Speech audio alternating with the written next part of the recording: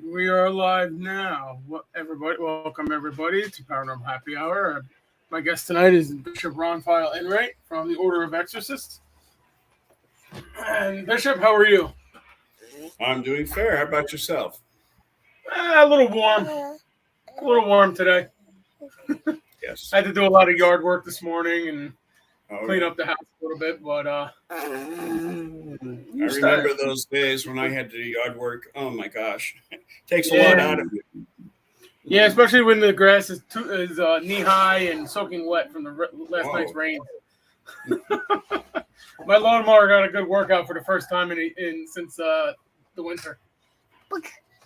So yeah, we were talking about the spirit boxes just before we went on here, and this is what I work with. And we were talking about I have used it in Gettysburg of all places, and I've gotten I would say demonic type voices over it. Interesting. A few times, yeah. You know, it's come a long way. It's come a long way in terms of technology. I think, as I mentioned to you earlier, a friend of mine invented the whole concept and the first box. And of course, his name was Frank. And we used to call it the Frank box. This is about 8 or 9 years ago. And he actually created the very first, as we call it now, the spirit box. And he just put a whole bunch of various electrical technology into this one space and created something very special. And so it was introduced to me way back when. And our organization, the Order of Exorcists, we had awarded a certificate of appreciation, and it was an achievement award to Frank for all his interest in trying to scientifically approach things that are on the other side. Nice. So, yes, it was, of course, Frank passed away, I don't know, I'm saying about maybe 8 years ago. Those old timers like yours truly could probably remember the old Frank boxes. And he was such a soul. He just would not take any money for his invention. In fact, to the contrary, he would give it away. And anyone who was interested, he would be flattered, of course, and he would just give them the whole apparatus as a gift. And he wasn't interested in profits. He wasn't interested in patenting it. And so as a result, over the years, and especially since he's passed on, other people have used the same blueprints, and they upgraded the technology. This is based off of Steve Huff's design. And he put it out there. I figured, I'll give it a shot. And I was successful with it. I mean, it's really not that hard. When I built it a few years ago, it cost me around maybe $200 to build. Mm-hmm. Stop touching that. You're not old enough to touch that yet. I know you want to hear voices. Little investigator in training right here. You know, I think of those devices as a tool or an instrument that may heighten your own senses, your own natural abilities in regards to what you might hear or read on the other side. I think that whole magnifying the imagery of what's happening all begins within your mind. So the white sound, or the white noise as it's called, as like you were telling me in your device, it's been lowered to such a degree that you could actually hear voices and sounds and things of this nature. And I think that a lot has to do with your personal perception and the perception of the people that are listening. Because the people that are listening that are highly perceptive, they might hear some really good sounds. And their reasoning, their natural reasoning abilities would put these things together and come up with what they may have heard or what their impressions are. So I think that's a tool. It's a tool that can be used to heighten your own personal abilities.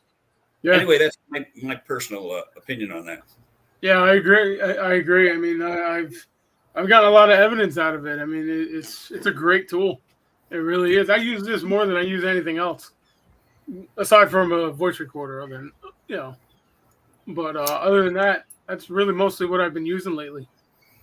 In the olden days, our investigation teams didn't have any technology, not really, and so they used to use the bare minimal in terms of common sense, perception, and if a person was intuitive, they would use that person to perhaps maybe read the room and read the house and read what's going on, and they would add their impressions as to what's going on. And those are the olden days. You know, of course, we used a lot of pads and pencils, and those the pencils are those long things. Long things, you know, they have a little lead, and you kind of like hand. I don't use pencils anymore. And the pad, of course, I don't have any here. It's like a pad, you know. It's like, but you know, it looks like this. Yeah, I do have a pad. I do have a pad that I use. There you go. I use pen though. I don't use a pencil. I probably should use a pencil.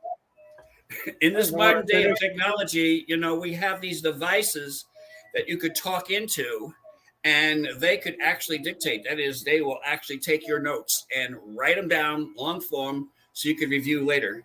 I mean, the technology is, oh my gosh, the technology is so advanced these days. I could remember back in the olden days, we would never think that this day would ever come, because the technology is incredible, totally incredible. I'm all for changing, but I'm also intrigued by the old ways of doing things. The old tape recorders,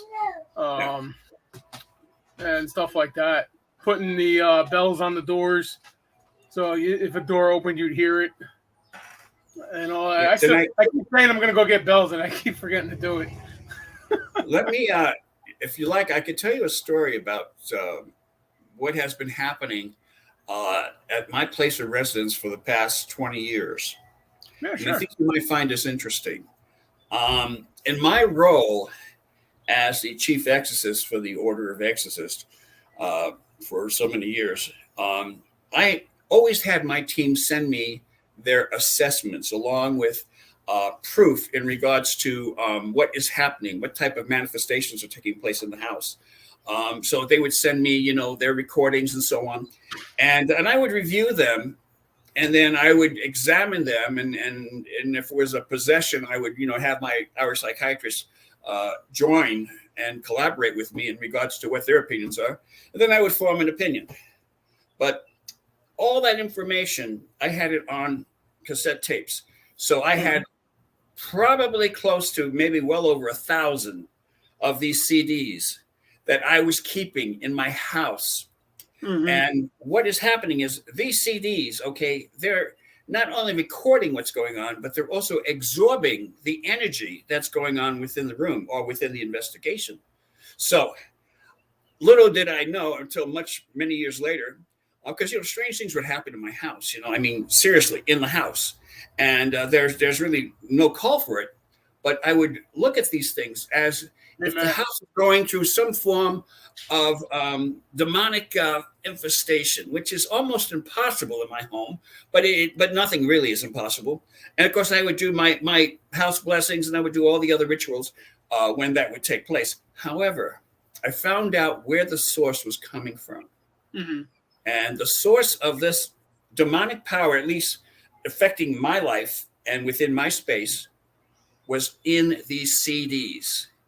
Each of these CDs, as I said, they're recordings of assessments, and they were not only recording, but they were also absorbing anything that is spiritual within the space, the room, the house, whatever. So that was an attachment with the information that was on the CD. Didn't even realize it. I didn't even think of that until a few years later. And then when I realized, and I think I may not have told you a story, but I'll tell you a real brief story in connection with that, and keep that in mind, okay, about the CD tapes, which, by the way, I moved to the garage, and all that activity started happening in the garage. Okay, and so, you know, like 9 years ago, I had a Prius parked in my garage. It would start by itself. The radio would go on, it would turn off, and as soon as you approach it, the car would turn off immediately. The lights would go off and everything, and you're going, what the heck? I had the vehicle checked several times, okay, for any malfunctions, and each and every time they said, nothing's wrong with the vehicle. I mean, it's a Toyota Prius. It's like it's a very good, reliable type of vehicle. And Yeah. to make a long story short, I owned that vehicle for 10 years. I loved it. I mean, 60 miles to a gallon. I mean, unbelievable. Especially these days, that would be like the best vehicle to own. It But just when cost you $90 to put 20 gallons of fuel in my wife's car. How much? $90 for a full tank. It cost us somewhere between $110 to $125 because again in California is over $6 a gallon. I don't know if you know that or not. No, It's I hear over I pay $6 $4.39. Diesel's Oh, man, over that's- $6 here, but the gas is still under $5. Oh, really? Well, ours is over $6. And you know, and that's really totally, well, that's another story. Another story to be told at another time. But getting back to my garage, okay? So things started happening in the garage.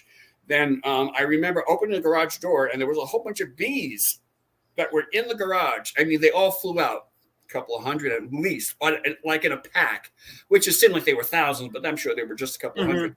I ducked as they flew right over my head, and then they just totally dissipated. I looked in the garage trying to search for a nest or something like that. There was no nest in the garage. I had an exterminator come, and he did the whole 9 yards, you know. And he sprayed and he searched for any type of, you know, residue from all these bees. I couldn't find anything. So when he left, okay, I said, fine. I closed the door. The following morning, I opened the door and about another 200 bees came out of nowhere, and they just like head straight for me. Wow. So I said, okay, now I've never been stung by a bee. And I don't even know what it's like being stung by a bee. But if that ever happens, I'm probably gonna be not very happy about it. In any case, so that happened again. So you know, I decided to because I knew what was going on. There was some kind of dark spiritual entitlement going on within that space in the garage, all because of those CDs. Those CDs, as I said, they not only record the information, but they also absorbed. And I'm repeating this so you could remember this. The story I'm going to tell you is going to be really interested, I think. So the energy is absorbed from that dark space.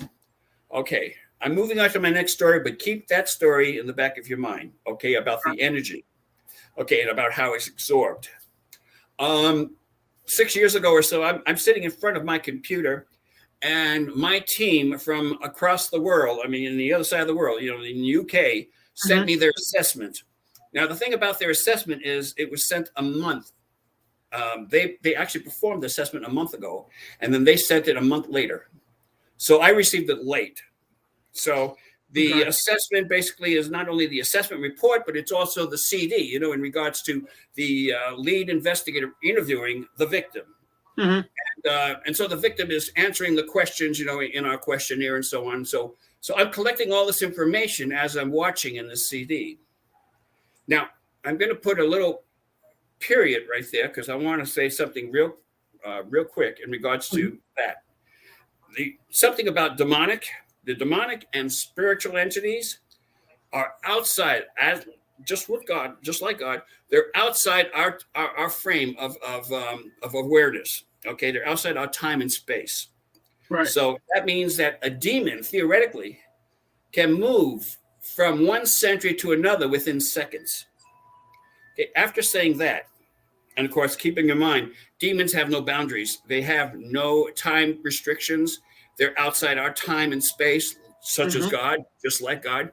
They can move in and out from century to century. They're fallen angels, as you know. These are our demons now that they've been with us for centuries.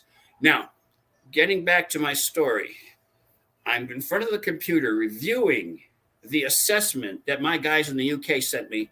And of course, keep in mind, the investigation was done a month earlier. So it's an old assessment, but I'm reviewing it. I'm watching the CD. And as I'm watching the CD, something really interesting takes place. And I've told the story a couple of times because I think it's worth mentioning. I was looking at my screen, and this black fuzzy ball started traveling from one side of my screen to the other. And it was a black fuzzy ball going like this. And just like, it got my attention for a second because I thought, well, it's the taping, the video tape, recording, whatever, like a technical, malfunction or something. So I'm reviewing the thing, and as I'm reviewing, this was a real demonic possession, and the person that was interviewing the person who was the victim, who was actually displaying supernatural behavior. Okay, and where the manifestations of the spirit was within the person, so you could see what's going on just by looking at the person. But this even made it more so when I looked at the screen. This fuzzball came again from the right side of my screen to the left. So it's moving like this. And so I'm looking at the screen. My face is about this close to the screen. Okay, I can't, I'm trying to make out what that fuzz is. And it goes back and forth very slowly, back and forth. And so my eyes are following this thing, and it's going back and forth. And then all of a sudden it starts increasing in size. So the little black ball starts opening up. This fuzz became so big.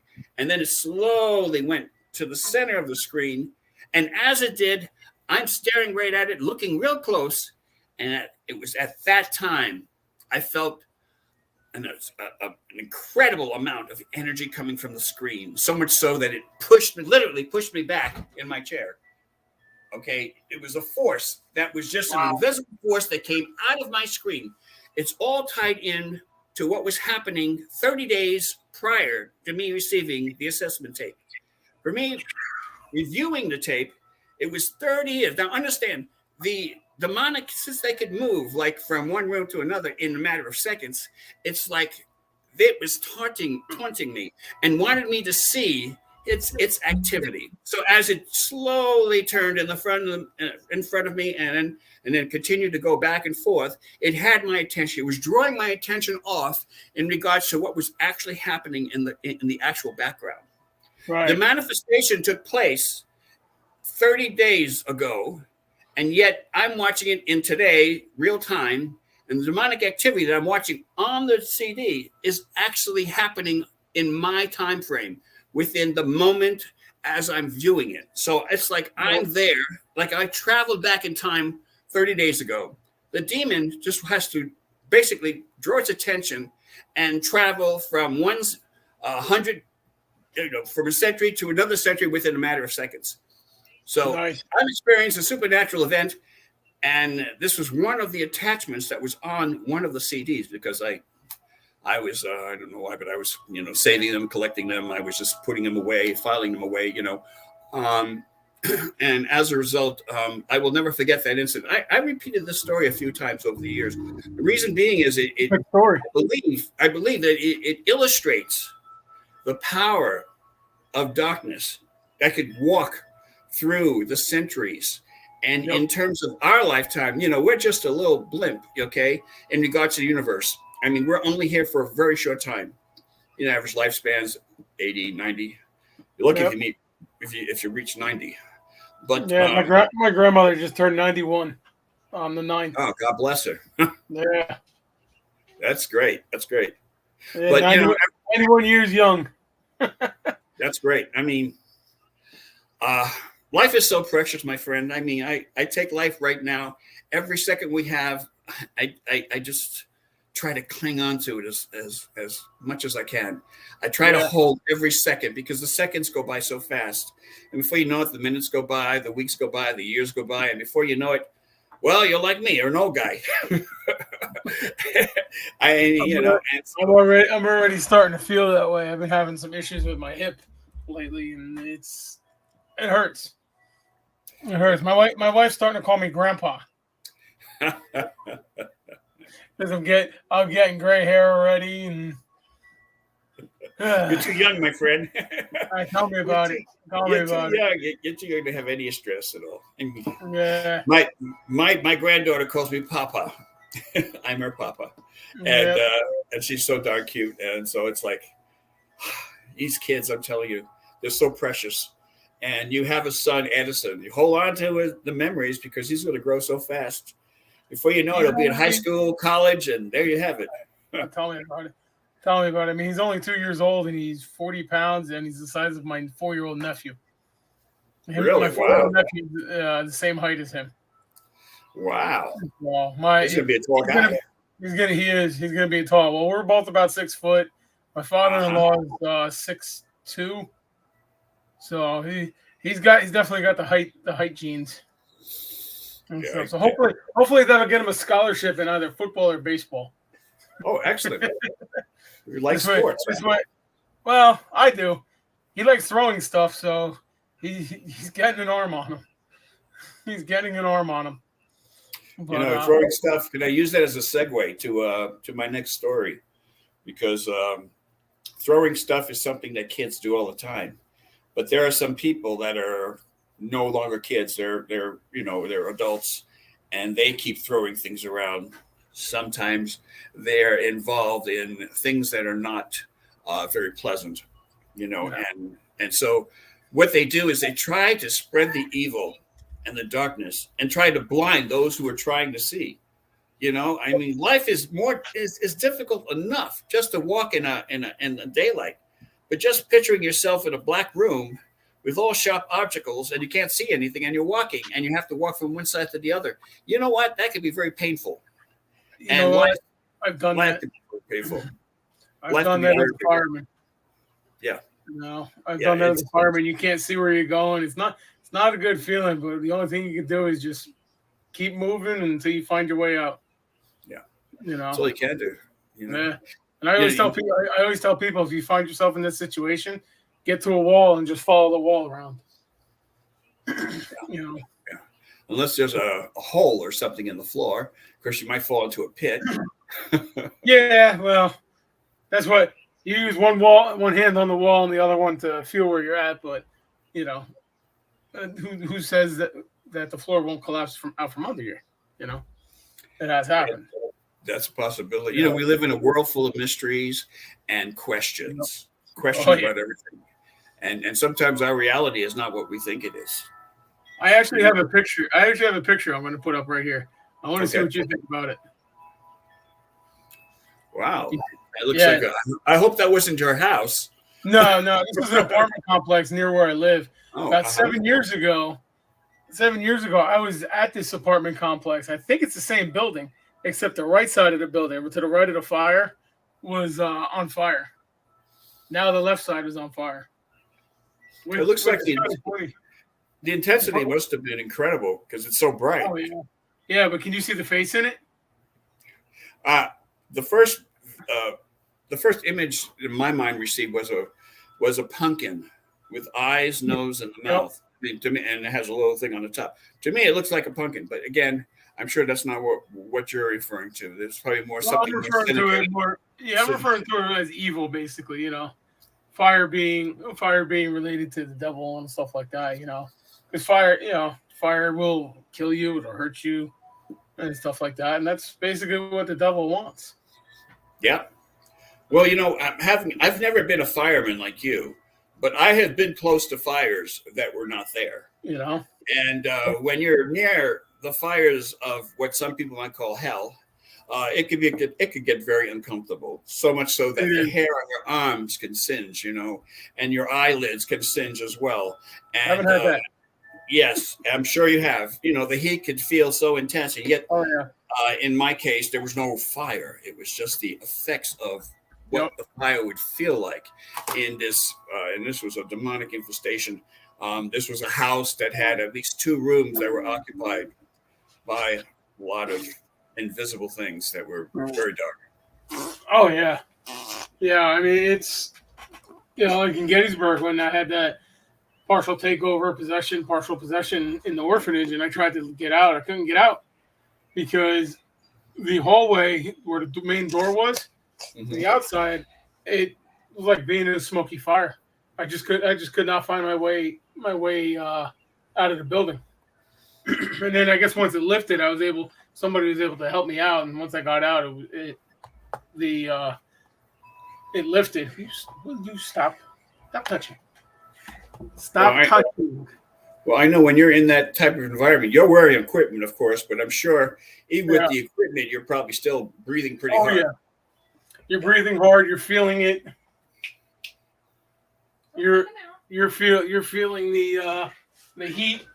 Yeah. The heat and all. I mean, just because you're wearing that gear doesn't mean that you're not gonna feel it.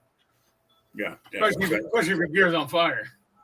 Exactly. Yeah. Same thing is true, when in investigations, when you're doing things and you're invading the space of something that does not want you in that space, you will start feeling and sensing things that are uncomfortable, as if you were like in a room that's on fire. You'll feel the heaviness of the air. The climate will get so strange, that it will literally take your breath away, and your attention would be, of course, directly on what's going on around you. I think personally, I should say personally because it's a fact, and many people could attest to this, that when you're dealing with anything dark, it does not want you to be there, and it will do whatever it can to push you out. And if not physically, it will try to do it mentally to get you out, and it will try to convince you that your life is in danger. Yep. And if you stay any longer, you will die. Yep. And you have no choice in the matter. And they will manipulate your mind, your whole mental process, and have you believe that. So much so that whatever you're doing in an investigation, all you want to do is get out. Yeah. You just want to run out, And believe me, that's happening. Same thing with a fire. It's the same thing with a fire, the fire's trying to push you out while you're trying to put it out. You're doing a search and all of a sudden the fire comes through the floor or the roof caves in or something like that. It could happen. I mean, I had my coat burned. The back of my coat was burned one time in a fire. I was doing a search of a room, and the fire came up through the floor in the closet and caught the back of my coat, the tail of my coat on fire. And I didn't know it. My partner who was behind me jumped on me and started smacking my ass. I didn't know what he was doing, but once he told me that I was on fire, I was happy that happened. But it's like I said, I've said this before, that I attribute this to being a fireman. It almost goes hand in hand when you think about it. Yeah. You got to be alert of your surroundings. You got to know your exits, know your way out, know how to get in. And that's true. Like if you're doing an investigation, you should know all those things. Yep.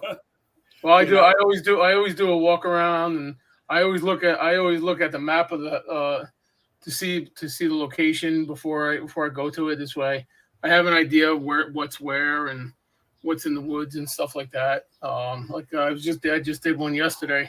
More of it what you call it? Oh man, I can't think of it. I basically investigated the house to calm the client down. I knew there was nothing there and stuff like that. The only issue is they're moving out of the house, so I can't investigate it again. So I don't know. But she says she's feeling a little bit better with it. This was that's the woman that was screaming that I played the tape recording for you. Mm-hmm.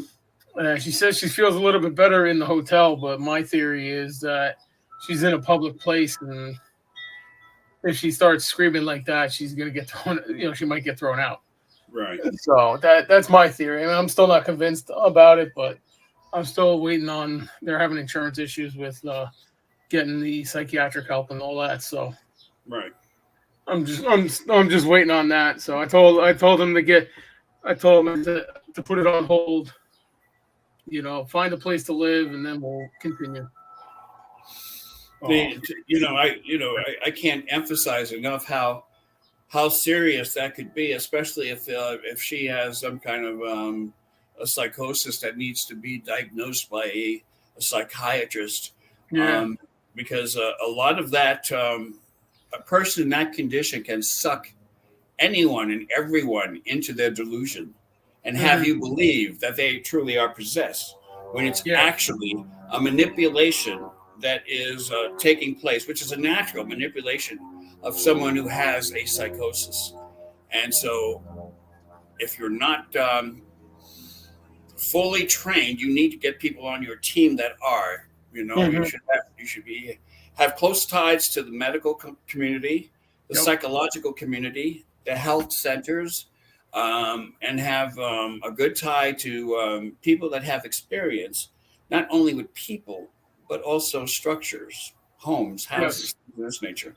Because a lot of sometimes the answers have to come not from the people that claim to be possessed or have some kind of demonic issues, but rather it's coming from the house. Perhaps maybe the house is creating the cause and effect. Why these sounds keep persisting? Why they keep hearing things? People whispering behind their back, and they can't quite make out the whisper, but they could hear the whisper, and the scratching sounds, and all these things can very well be something really, really evil and very demonic, or it be something with the house, where the house is vibrating. Everything vibrates, in real life. Well, we're vibrating right now. Everything around us is vibrating. In certain homes, depending as to how the foundation is built and the structure of the home, it could vibrate to a point where you could actually hear a buzzing sound. Sometimes your mind can actually interpret the sounds as as some kind of audio verbal sound, as somebody whispering. And if that be the case, you might think that you're hearing your name being called.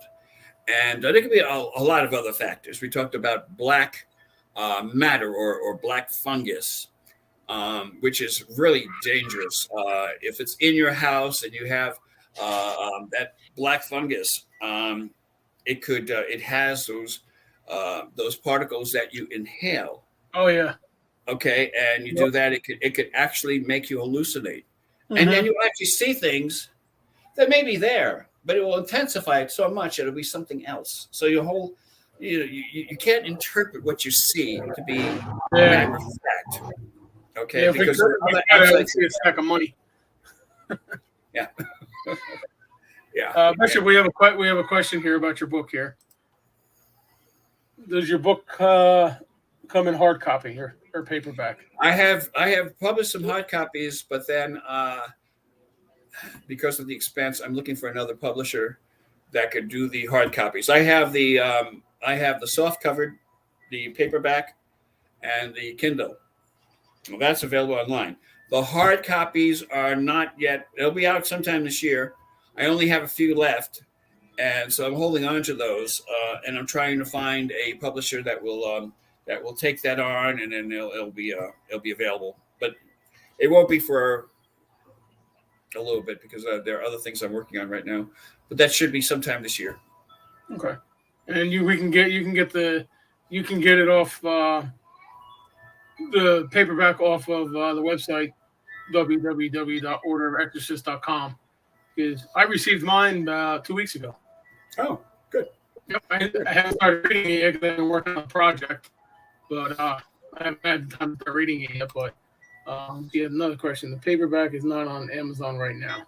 No, it's on Kindle. It's the one that's on paperback is Blur.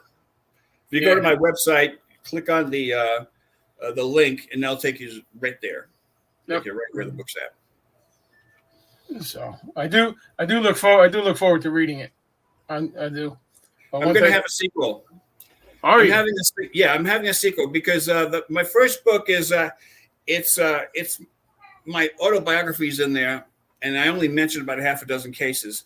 My sequel is going to be about at least maybe 25, 30 cases that I have documented that I am going to upload, and I'm going to print that. That's going to be the sequel. That should be coming out this year too.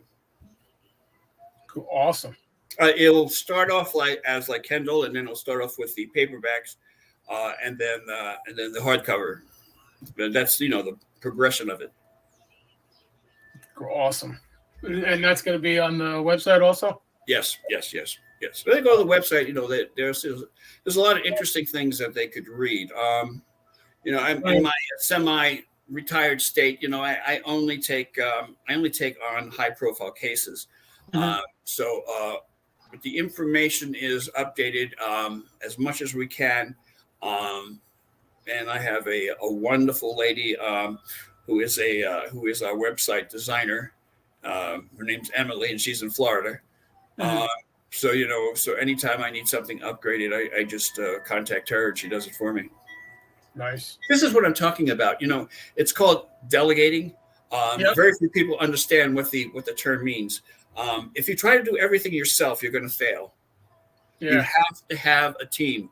You have to have, like, even your investigation team, you have to have someone who's knowledgeable, okay, in people skills, where they could take on as the role as a lead investigator, and they could use the questionnaire. You need someone who is familiar with cameras, and how to record certain things. Okay, Yep. you need someone who is a good photographer. You also need someone who's in a construction worker, maybe someone who's maybe has a specialty in electronics or something. Mhm. And basically, what I'm saying is, it'd be great if you have like a general contractor as in your team. So when you do your assessment, you first inspect the house, and you see whether or not the house is the cause of the problem. That is, the cause and effect of the problem. And if that's the case, then of course you have to address it as such. And sometimes people living in these houses that may have these issues may think that the problem's coming from them. They might think that they're the victim of some type of demonic influence. Now, that's not to say that would be the case, but you don't know until we actually do an investigation and then the assessment. Yeah. Yep. I mean, It's always important to have clergy on your team, Yes. because, as you said, fortunately you're an ordained minister. You can do probably the house blessings and all the other things that are tied in there, and you can say the prayers, and I've done many house blessings. Yeah, which is very, very important. To me, I think the power is not so much in the words, but the power is what's behind the words. God gives us that incredible ability to filter his healing energy into whatever space you're in. And if you do it in his name, then things are going to start happening. And that's all part of the whole real, scenario. And that's exactly how it works. Yep. You do things in the name of the Father, Son, and Holy Spirit. The Trinity is a powerful, powerful sign of where you stand in your belief. Okay. When you stand behind our Lord Jesus Christ, the Holy Spirit, and God, our Father, you stand and they are right behind you, and you're standing behind them, and you have that power to do amazing things. Somebody once told me that there's no such thing as a supernatural, but they're Christians. Well, I have news for you. The Christian faith is supernatural. Everything in our faith is supernatural. Okay, Jesus Christ rose from the dead in 3 days. That is a supernatural event.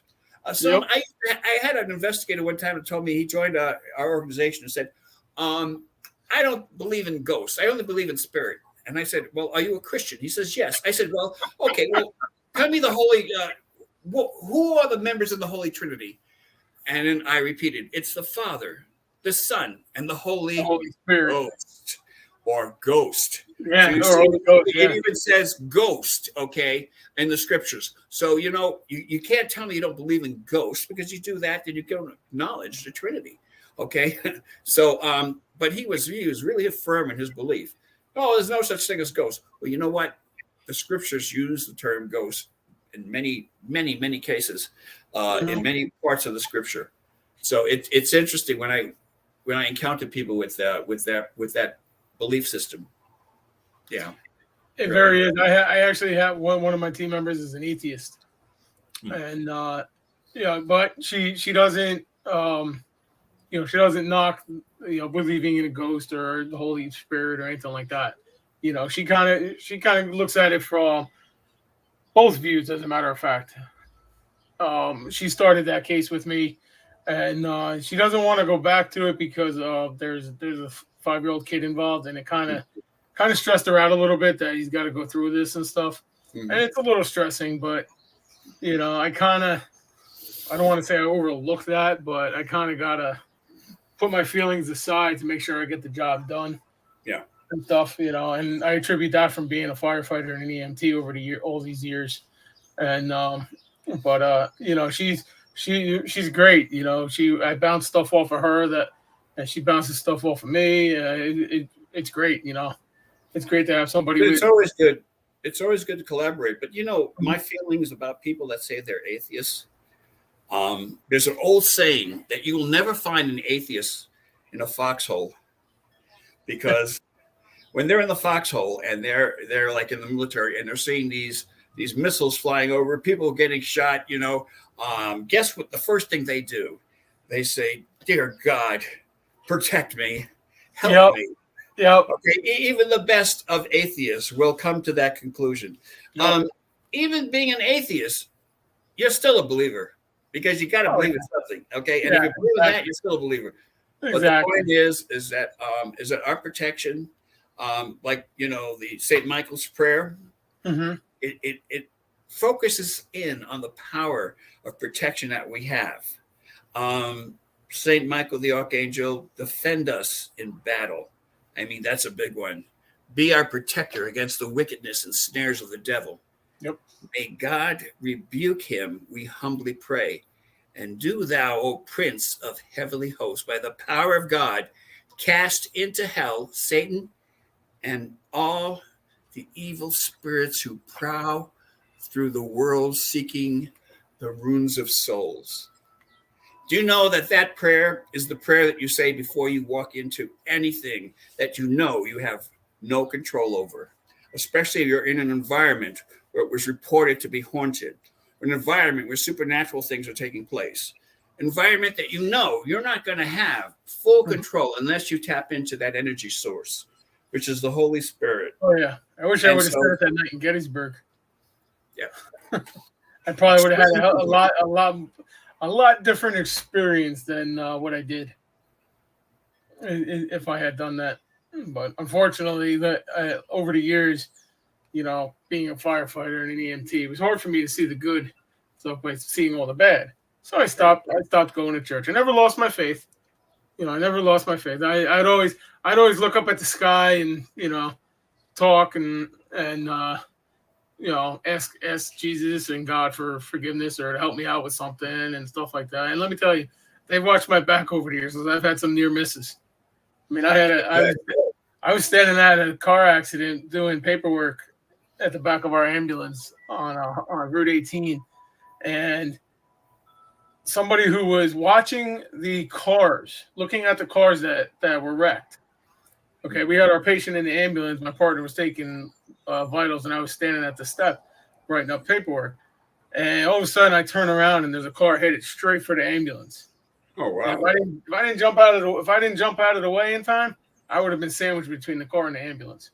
Wow! Yeah. Wow! That's close.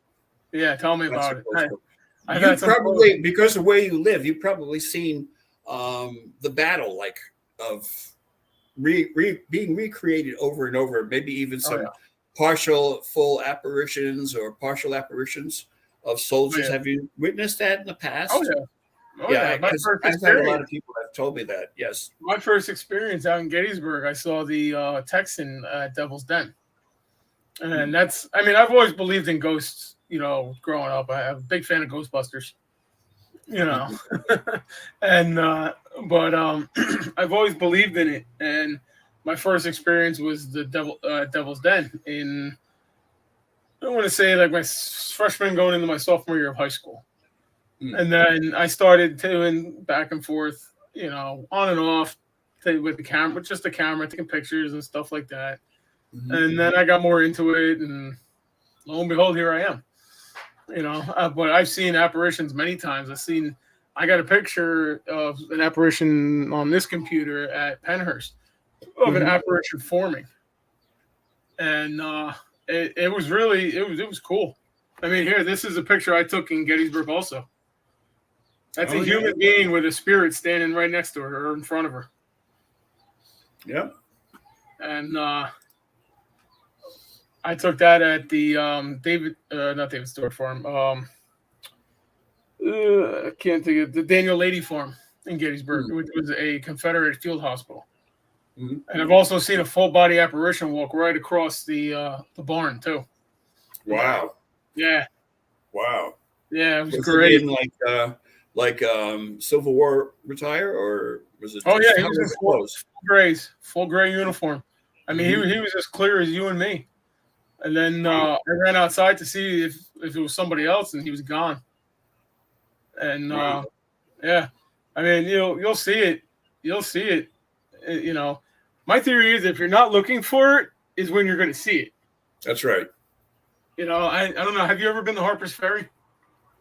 No, I haven't. Okay. Harper's Ferry is a Civil War town, and we weren't even ghost hunting. Me and my wife and my son were at the train station. Or no, wait, no, just me and my wife. This was before him. We were at the train station. We were just train watching. Mhm. And there's a story of a lady. So they call her the Screaming Lady. And back in the I want to say 1800, or it was in the 1800s. I don't know what was the exact date. Might have been around the time of the Civil War. There was a lady that slept alongside the tracks, and her lantern fell over and lit her on fire. Wow. And she came out of her tent and onto the tracks screaming that she was on fire and got hit by a train. Wow. And people see her walking up and down the tracks. Well, we were train watching, and all of a sudden I seen this white figure walking down the tracks and all that. And I went to go yell for him, like, "Hey, get off the tracks! There's a train coming!" And they were gone. And then about 2 minutes later, I looked down the bridge, and they were on the bridge. And Wow. this person was on the bridge, and I'm like, "Huh." So, we weren't even ghost hunting. We were just waiting for a train to film a train come by, and we saw a ghost. You know. It's funny that things always seem to happen when you least expect it. Yep. When you're not looking for it, and for some reason your focus is on something else, but there's always seems to be something that will intrude upon wherever you are at, and whether it's an apparition or some type of movement happening, and you could only see it through your peripheral vision. Yep. Many of us, use our peripheral vision, and we could see certain things that you couldn't see if you were looking straight on. That is directly on the image. So sometimes you could see dark shadows or certain things flash as if something is flashing into view and then disappearing like almost immediately. Yeah. And these things happen. There's a lot of people that don't believe in any of this stuff. I hate to say it. And there are even people that don't even believe that demons exist. And it's so funny because majority of the people that are in our organization, they started off as non-believers. Oh, a lot of investigators have. A lot of investigators have it. What are you doing? He's playing. I guess he likes being on camera. Say hi to everybody. That's like an on-the-job training, huh? Yeah. Oh, I can't wait. I can't wait. I have a theory that he sees spirits. My mother is in the house, from what I'm told by a friend, by Tara, my co-host, who's unfortunately not here tonight because she's not feeling well. Oh, that's too bad. So my mother watches over him, and my mother passed in 2015. Stop touching the computer. I just got it working. Leave it alone. And but I every once in a while he'll point up to the roof or something like that, and he'll hint there's something there, but I can't see it. So hopefully, when he gets old enough, we'll start training him. I have a newly born grandson, and he's like about 6. He's like 4 months old. Yeah, about 4 months old. And when he looks at the ceiling or looks at certain parts of the house, it's as he's actually seeing an angel. He's seeing something that we're not able to see, or at least most of us aren't. And I believe, and they used to say that when a baby smiles, it means that for no reason, it means an angel kissed them. And I thought I always thought that was really cute. Yeah. He smiles all the time. In fact, you are wet. You are wet. You need a diaper change. Go tell mommy you need a diaper change. Yeah. Yeah. The joys of parenthood. There you go. He got himself worked up the other day, and the other night when I was changing him for bed, and he exorcist vomited up his strawberry milk. Oh. Luckily, it missed me, but it's all a part of the scenario, my friend. Yeah, it's all a part of life, And one day you're going to have someone who is your son may have a child, and you'll be a grandfather, and your whole perspective is going to change because you're going to be able to teach him all the good things in life, and help him, sidetrack all the bad things that we shouldn't even be discussing. There's so much of it out there, but the main thing is if you keep your eyes on the Lord, and keep your eyes on God, and keep him incorporated in your life, you really can't go wrong. And that's not to say you're not going to fall and slip and fall into something that's not pleasing. The point is that God will always be there, and that's should be always part of your reality. Mm-hmm. Yeah. And God, and no matter what happens, you leave the church and come back, God will always forgive you. Yeah. I learned that. I came back. I mean, I unfortunately I can't get to church every week, but I went yesterday. I did a confession yesterday. I went to mass yesterday, received the Eucharist and all that. And like I said, unfortunately I can't get there all the time, but when I do get there, I make the most of it. I always try to get there before an investigation. Also, just to make sure I'm good. My soul's cleansed. That's always advisable. That's always advisable. You want to make sure that you have a clean slate. Yep. Make sure that that God knows that you're a part of the family and that you're asking for protection. Yep. And then that protection will go wherever you go, as long as you acknowledge God and make him part of your process, make him part of your life. Mm-hmm. And that's extremely important. Again, it goes for everything. I mean, I always wear. I don't leave the house without this. I got my cross, and then I got my St. Benedict's medal on. Mm-hmm. And you figured, what's more protection? The more protection, the better. The more protection, the better. Why not? And when it rains outside, you want to make sure you have your umbrella, and you could open that umbrella, in a matter of seconds before getting wet. Yep. That would be the best time to open your umbrella. It's the best time to have God's protection. Is really any time you're exposed to all the elements of the world. And unfortunately, the elements of the world include all the evil things, the evil influences that are around us. And we can very well be touched and affected. And if that happens, then you need to seek help. Yeah. And that's exactly what I tell people. If you need help, call. Don't feel bad. Don't feel like you're going to be made fun of because you asked for help. Okay. Right. I ask for help all the time. If I can't figure it out, I do. I ask for help. But, I really don't care what people think about that. I ask for help, and the only stupid question is the one that's not asked. And I tell people that all the time. Yeah. Well, loving your loved ones are one thing. Loving your son's one thing. Loving your wife's one thing. Loving your parents and so on. But loving your enemy and people that may be threats to you, and forgiving them, having that ability to forgive them, no matter how you disagree with them, no matter what your difference is. If you have that ability, that's a God-given ability that God has given you. Yep. Okay. It's in order to expand and become part of the abundant life that Jesus Christ talks about in John 20, 10:10. Christ said, I came that they might have life and might have it more abundantly. That abundant life comes from the knowledge that we have a Savior and we have a God that loves us.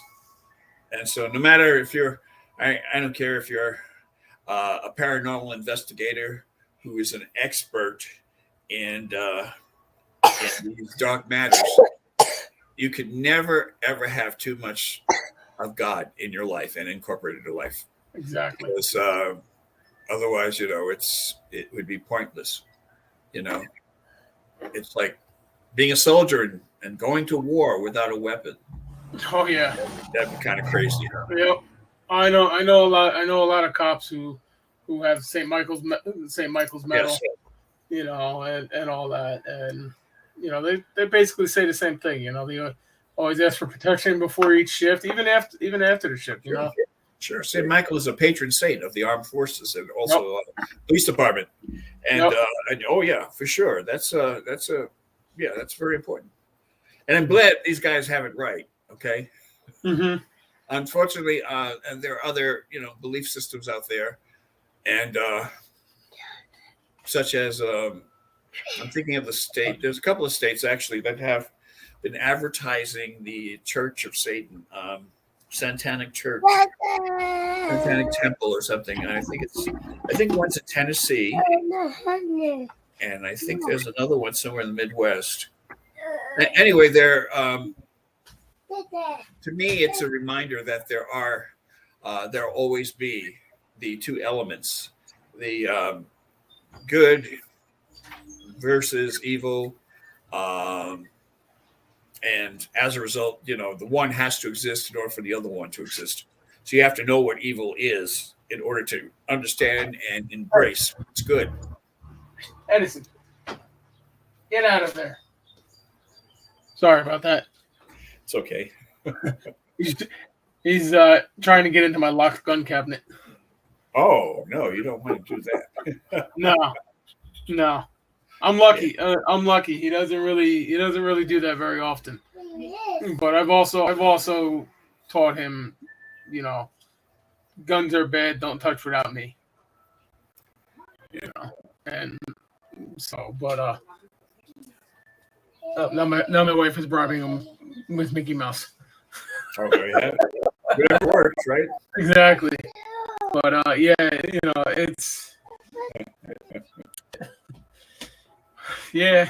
I mean, I started when I got back in. I left investigating for a little bit after an incident I had in Gettysburg, and about that time, my son was being born anyway. So I'm like, well, I want to be around. I don't want to be bothered with doing investigation while my son is young and stuff like that. So I waited about a year before I came back, and I just started reading up on demonology and stuff like that, just to make sure that I knew what I was getting myself back into. I knew how to protect myself and all that. And I never actually thought I would hear the call to do what I'm doing now. And when I look back, I mean, I've always done that. I've always helped people, being an EMT and a firefighter, and I guess this is where God wants me. He wants me to help people. And I said that to my wife, and she kind of rolled her eyes at me, and then she thought about it. What? Common response to you. Oh, shut up. She said that was a common response to me. But I do believe that this is where I'm supposed to be, helping people out and all that. Let me tell you about your setting. Let me tell you, as I observe your show, I would say that you have the perfect title for your show. Because this is exactly what the title says. It's kind of like a kickback, relaxed family environment, just about, and and it's like it's not formal, it's not like some other crazy shows. This is as you said, it's like a after school. How would you put it? It's another take on what your perceptive would be in this type of setting. Yeah. Because, sometimes you have to laugh. You have to kind of break up the mood sometimes. And you have to be in a casual mode every once in a while. It's not always a good thing to be formal all the time. No, definitely not. No. I mean, I in the EMS service and the fire service, I've seen people who don't have a sense of humor, and and unfortunately, it kind of sounds wrong, but it's comfortable. Yeah, you got to do something. You got to do something to take the stress out. Otherwise, it's gonna eat you alive. I mean, I left fire service and EMS service because after my mom died, I kept getting visions and stuff, playbacks of different calls that I've been on that were not good. Wow. So You're like post-traumatic stress syndrome, huh? yeah, kind of. I mean, Wow. the fire department psychologist. I talked to him, and he kind of hinted towards that as well. And that time I was just like, I just thought about it, and I said, I think it's just my time. It's my time to go. You've probably seen a lot of horrible things then. Oh yeah. On the job, that is. Well, I joined the rescue squad 6 months before 9/11. Oh, That's wow. That's how far back I went. And Wow. so I wasn't directly in New York City, but I was working with people coming over, the dead coming over, seeing Right. people, seeing some nasty stuff. And I was still in high school at that time, and then, I don't know, 20 years later, you never think it would come back to you, and it come back to haunt you. It came back to haunt me. So that's when I said, well, I'm retiring and going into trucking. And then I got back into this, and here I am. So there's a thing in the psychology field called repression, and that is the process where your mind is able to bounce into a defensive mode and place a lot of your horrible experiences and just store it away somewhere, so you won't have to dwell on it. Otherwise, you wouldn't be able to function, within a normal lifestyle. So in a way, repression is a godsend, Oh, yeah. that God made us that way, so we won't allow ourselves to be exposed to the horrors of our experiences. Yep. And but it's not a bad place where I'm at. I got a family. Renting a house or renting a place. We got, our bills are paid. We're not in too much debt that we can't get out of it. So I can't really complain too much. That's excellent. And not many people could say that. Exactly. Don't get me wrong. I have my good days and I have my bad days. I have my days where I just want to go, where I just don't want to talk to anybody. Just go do my job, go home. And then there's days where I'm on the phone constantly talking to somebody and stuff like that. And I got friends that I vent to and stuff like that. So, and same me, But here we go. But it looks like we're at that hour. I don't know if you got the time or not to keep going. But if you want to keep going, we can. I could, we can go another 10 minutes if you want, 10, 15 minutes. It's up to you. You're the host, and I'm your guest. And so, all right. Well, I'm going to take a quick break. I got to run to the bathroom, and we'll be right back. Very good. Okay.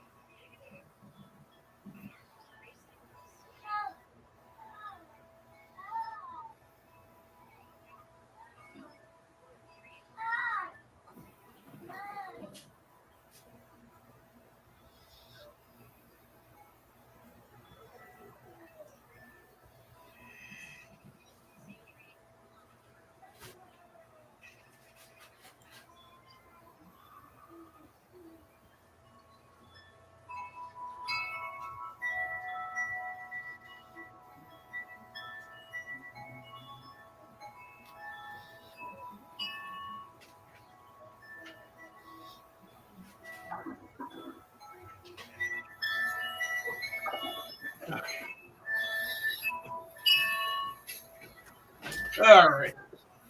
Oh, sorry about that. Man, I can hear your wind chimes going. It must be really windy. It is. It's very windy. I Here. like the times though. It relaxes me and Mm-hmm. it's not too annoying. Yeah, no, the wind chimes are nice. My wife had a pair somewhere. I don't know where they're at. Somewhere around here.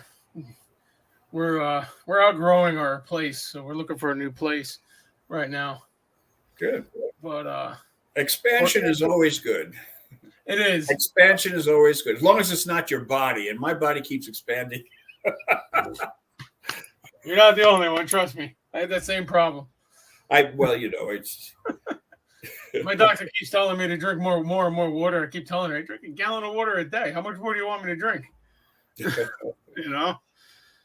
But yeah. Well, when you get a certain age, you see, you're at a good age because whatever you do, it's not going to, unless you're a diabetic. If you're not a diabetic, you have several options or choices you can make in life, and it could improve your life. I don't know. I've been overweight for probably the last 10 years of my life, and reason being is I'm addicted to Italian food for some strange reason. Love lasagna, man, spaghetti. Love the pizza. I used to love lasagna.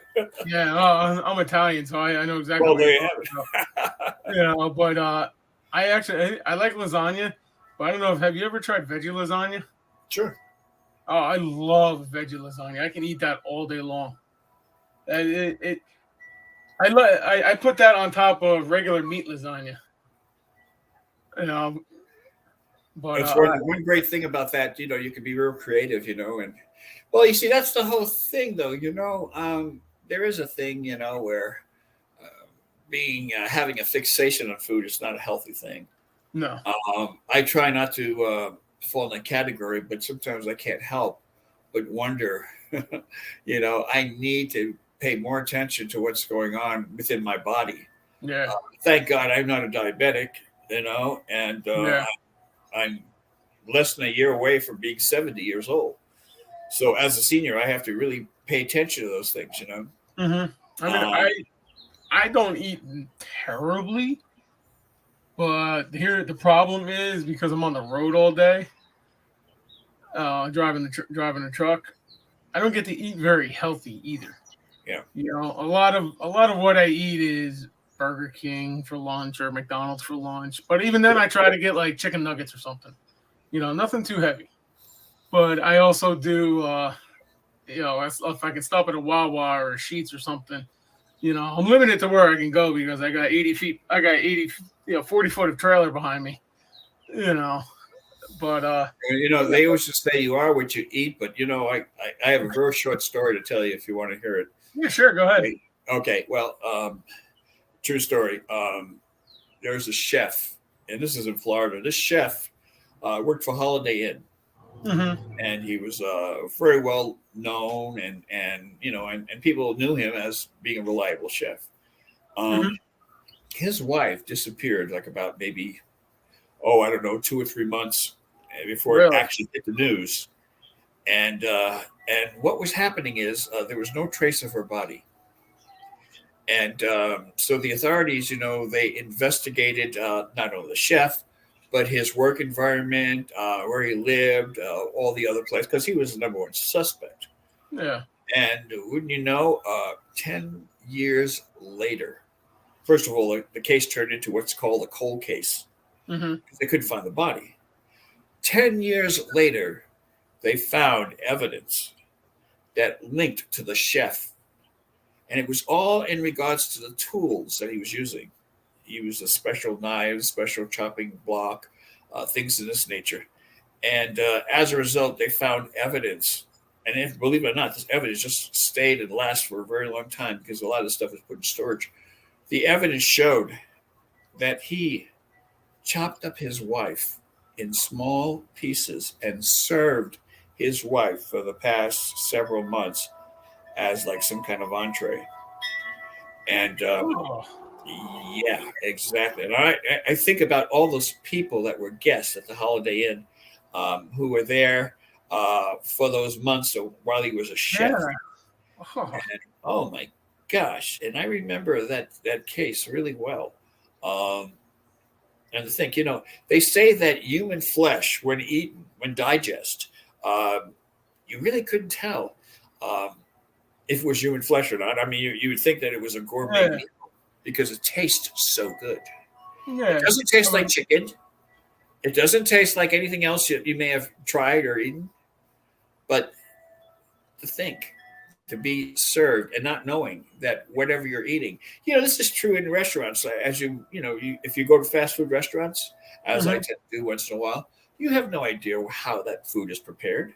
Mhm. And you hear stories about people finding fingers, that are deep fried in their Kentucky Fried Chicken, basket and stuff like that. And there's like urban legends. Who Yeah. knows? Who knows if they're true? But you know what? The possibility still rides that anything and everything is possible.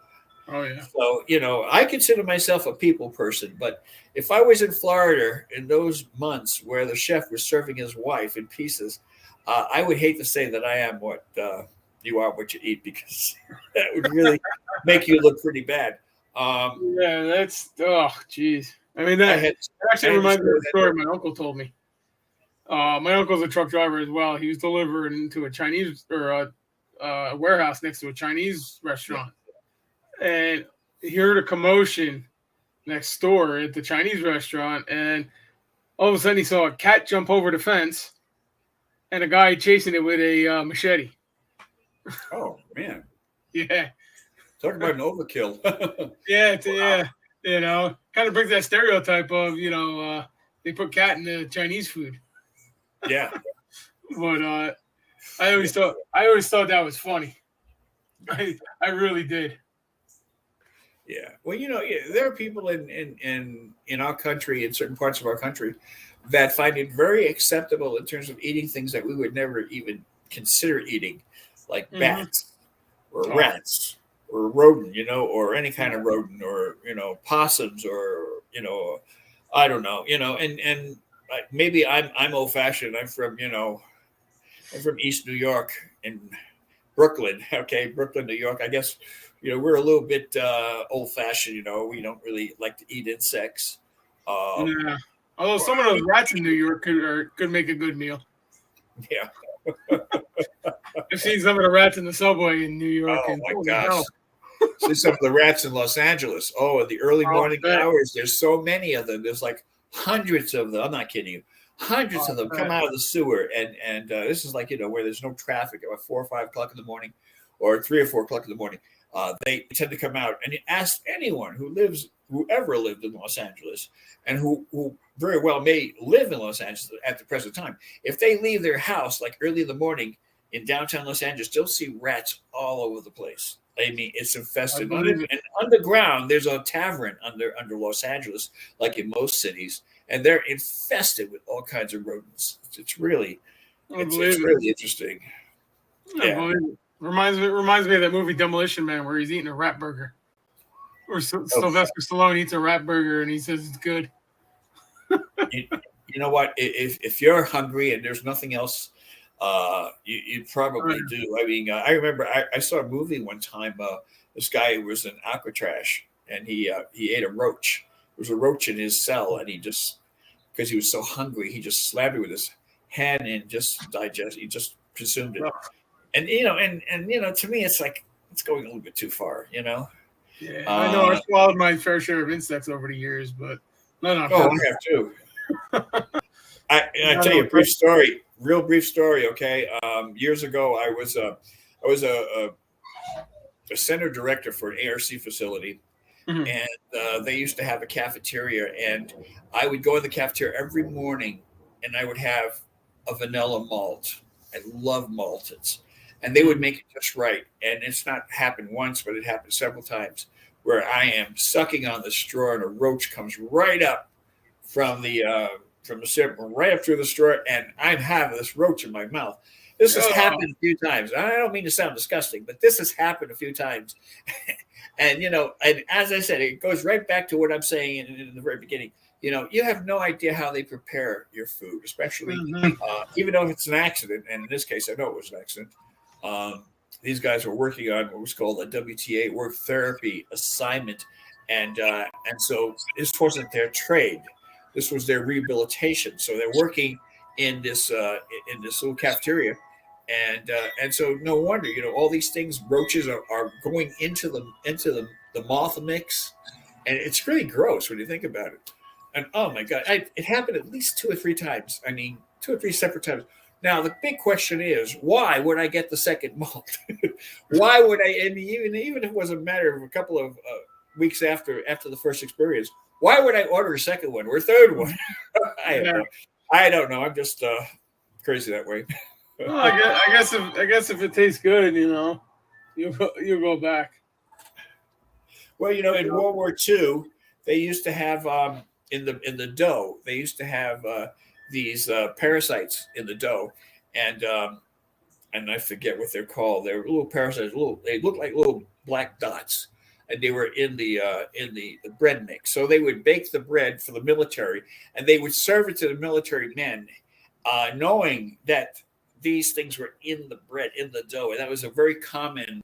And I don't know if you know this or not, but the FDA they inspect the food that we eat, and in chocolate, right, there's like a percentage that's acceptable in terms of insects that they will allow in your chocolate. So if you've ever eaten chocolate, or if you still eat chocolate, you're also eating insects.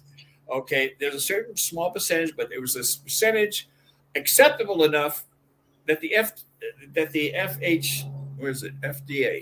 FDA has approved, and because it's not going to kill you, and if anything else, it's just additional protein.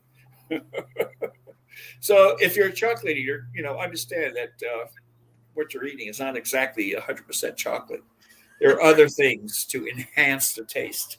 Exactly. Oh, that's like that. That's like that adage. They make gum out of horses' hoofs. That's interesting. I've heard that. I don't know if there's any truth to it, but I've heard it. The best thing that I could remember ever eating in New York was a hot dog. And then of course, years afterwards, I realized what's inside that hot dog, and you would not believe what's inside the hot dog. I mean, it's so much stuff that would make you gag, but it tastes so good. Yep. I mean, I don't know how to explain that, but it just tastes so good. Yeah, it's almost like going to Philly and getting because right back to the subject of evil. Evil. It feels so good. I mean, it feels so good to be involved in these things that we know as sin.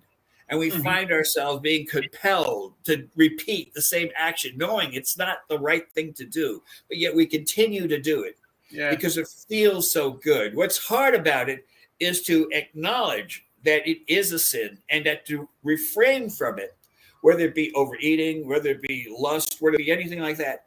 You need to refrain from these things in order to become whole once again, and acknowledge the fact that that is not a good thing. And you see, that's the most difficult thing to do, is to refrain from all these things that feel good, all these things that we spoil ourselves with. It's so hard to refrain from all of those things. Drugs, alcohol, whatever whatever the substance is. The point is, refraining from it is the hardest thing, and yet it's just like the element of evil knows that it's hard for us to resist the seduction of evil, and as a result, it will keep continuing to tempt you, and to it also becomes like a obsession where you can't even break from this thing that's bringing you down. And yet, if you address it and do your best and ask God to give you the strength to resist it, it's a very good possibility that you'll repeat this sin again. But at least you're asking God to give you the strength to resist it.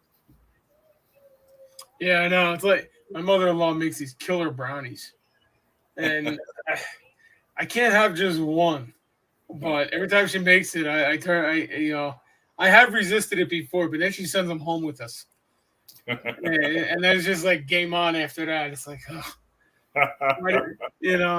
but I always tell her, you gotta stop making these brownies. They're making me fat. But then of course, if you ask my wife does the same thing. She likes to bake. She likes to bake sweets and goods like that, and she always tells me, "I'm gonna make you fat." I'm like, I'm already fat. I'm already fat because well, you know what? We always blame the people we love for our weaknesses. Yep. The true person who's the guilty one is we would be that person, because even though we're tempted with all these wonderful foods and sweets and stuff, it's, as I said before, it's like it's so tempting. You just want to let yourself go. It's a terrible thing to do, but yet then you regret it afterwards. Oh yeah, you're smiling afterwards, but you're not. The scale's smiling too. That's right. No forgiving in those numbers. Definitely not. Believe me, there's definitely no forgiveness. I've lost weight, I've gained weight, but Dan, I want to tell you, it's a pleasure, talking to you. It is. Okay. Same here. You're a very good young man. I feel you have your whole life ahead of you, and you have a beautiful son. And I think that you treat life as precious as it truly is, as well as all the people you know, and you will be okay. You'll be okay, my friend. Yeah, well, definitely. And if I don't know the answer, I know where to go. There you go. I know. That's right. Where to go find it. Okay, my friend. Well, I'm gonna. All right. We can end this now, and I'm going to tell you that that it was a pleasure knowing you, having you even accept some of the cases that we could throw at you to look into. I appreciate that very much. Actually, the one case. Did you get my email about the one case? Yeah, I did. Okay. Yeah. Okay. So we just keep the connection going, and as far as I'm concerned, you're part of our organization because you're working in our behalf. So that's a good thing. So, I appreciate all the opportunities that the organization allows me. And, anytime you're in trouble, you know how to reach me. Yep. And that goes for anybody. Anybody who needs their help, you can contact me, and I can contact the bishop, or you guys can contact the bishop at theorderofexorcists.com. And he'll be happy to help out any way he can. So anybody that needs help, don't hesitate to ask for help. It doesn't make you less of a person. It really does not. So I mean, that's the best advice I can give you. Give anybody. So good.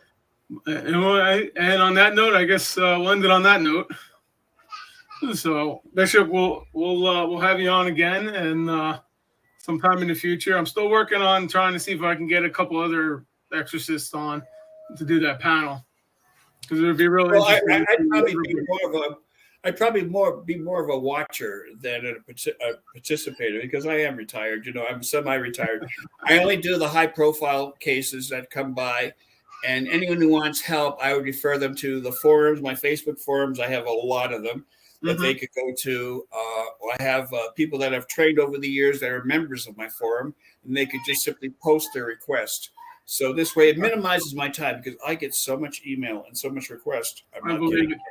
And you wouldn't know that I'm retired, but I have. In this world, you're never really retired. I just had an operation like 3 months ago. I don't know if you're aware of that, but I had 3 bones removed. In the back of my neck. I think I remember you saying something about that, or at least posting it. Yeah, I have a scar like that long in the back of my neck, and it was not very pretty. But I'll tell you, but you know what it did do? It made me shorter in terms of height, because they removed 3 bones from my spine. Isn't that weird? However, I don't have these sciatica, problem that I had. And that was the reason for the surgery. And so it worked, which is really good. Thank God. Yeah. So, it's just another battle that I could just simply cross off, and as I continue my journey in life. Yeah. Well, you've been attacked a few times from by the demonic. I'd say, so yeah, it's I had my life almost taken from me. Mm-hmm. And I think you know the story. I was in the hospital for 30 days. Right, yeah. Yep, I read that. I almost died. So this is, no matter how skeptical people might tend to be in regards to the subject matter, this stuff is real. Mm-hmm. And Very real. this is not about politics. This is not about denominations. This is not about you. This is about the reality that we have to all face in life. And it's all part of it. You can't live in a tunnel. You can't live with blinders on. This is happening all around us, and this is real. Mm-hmm. Yep. And the reason I do these podcasts, because I enjoy them. I like to give information out that may be helpful to somebody who needs that information. I'm doing that. In this case, of course, I'm promoting my book, but it's still information that's going out. You can always learn something from somebody else's experience. Always. I mean, I know Bishop Ryan Millette from the Atlanta chapter. Sure. He does his podcast, Vestiges After Dark, and I've listened to his podcast, and I've learned a few things from him. He's one of my students, Mm-hmm. Yep. Yeah, I learned the process from my organization.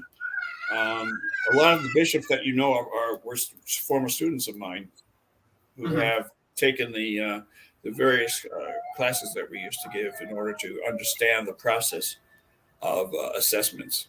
And it's a science.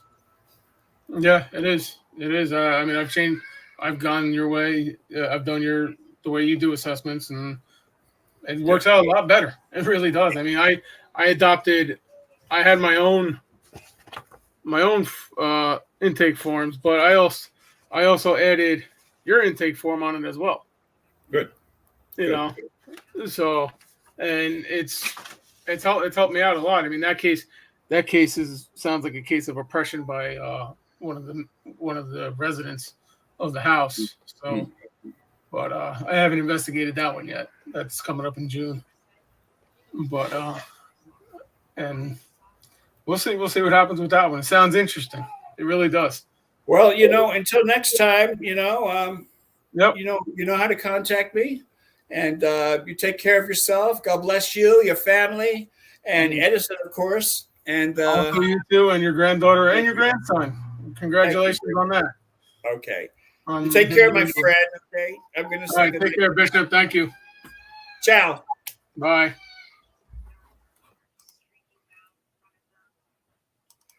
All right, everybody. There you have it. Bishop Ron, Feyl Enright, Order of Exorcists. If you have any questions, you can email him, or you can email me. But if you're looking for help, you can contact us, NewJerseyGhostDetectives.net or NJGhostDetectives.net, or contact the Order of Exorcists at theorderofexorcists.com. Okay, next week we will have Ralph Sarchi on. He's been in a few publications. He's wrote a few books. We're gonna have him on and hear his story, how he got into the paranormal and stuff like that from being a police NYPD sergeant. So you are very welcome. Tune in next week for Ralph's to hear the interview with Ralph Sarchi. He's a wealth of knowledge as well. So on that note, I'm going to end the broadcast here because I hear my son crying, and I'm pretty sure my wife needs some help with him. So till next week, enjoy. Again, Paranormal Happy Hour, 7 p.m. on Sundays. And next week we'll have Ralph Sarchi on. All right? Have a good night, everybody.